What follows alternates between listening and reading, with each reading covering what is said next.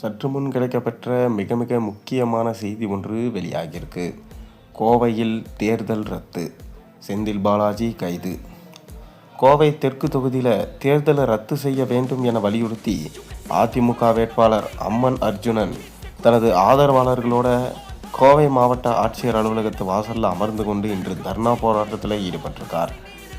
மேலும் அப்போது அவர் வாக்காளர்களுக்கு தொடர்ந்து பணப்பட்டுவாடா நடந்து வந்தது, ஆனால் பணம் கொடுப்பவர்களை பிரித்து கொடுத்தாலும் நடவடிக்கை எடுக்கலை என குற்றச்சாட்டு வைத்து தர்ணாவில் ஈடுபட்டது ரொம்பவே பரபரப்பை ஏற்படுத்தி இருந்தது. அது மட்டும் இல்லாமல் இன்னைக்கு தொடர்ந்து வாக்குப்பதிவும் ஸ்டார்ட் ஆயிடுச்சு.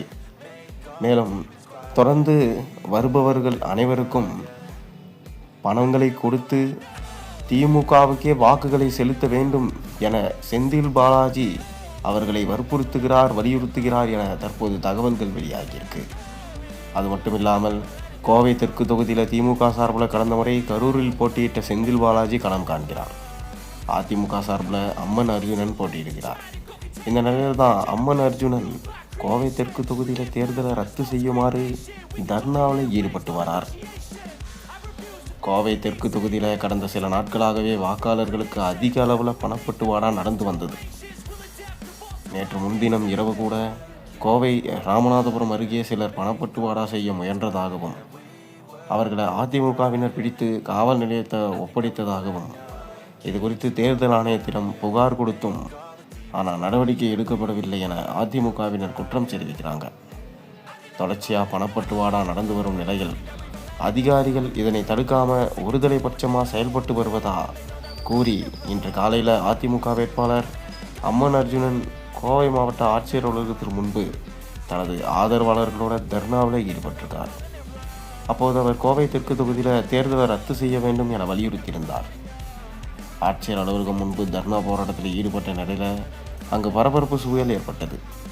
இதனையடுத்து அதிகாரிகள் அதிமுக வேட்பாளர்களிடம் பேச்சுவார்த்தை நடத்தினாங்க.